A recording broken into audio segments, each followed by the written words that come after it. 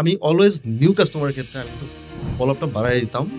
Even parcel তো সে pick করছে, মানে পার্সেল আমাকে দিছে। এটা এয়ারপোর্ট গেছে, স্বাভাবিক সে তার মতোই যাচ্ছে। বাট আমি এটা এসএমএস করতাম।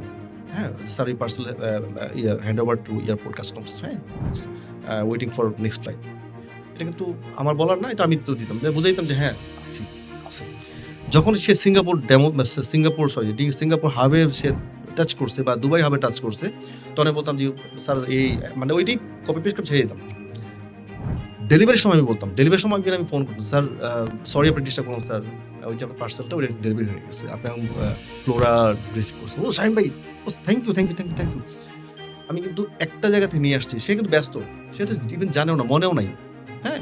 বাট এই যে আমি যে প্রোয়েক্টিভ ফলো আপটা করছি না, আমার প্লাস পয়েন্ট হয়ে গেছে। তবে পরবর্তীতে আমি বলতেছি, স্যার আমাকে আরেকটু কিছু পার্সেল দেন না।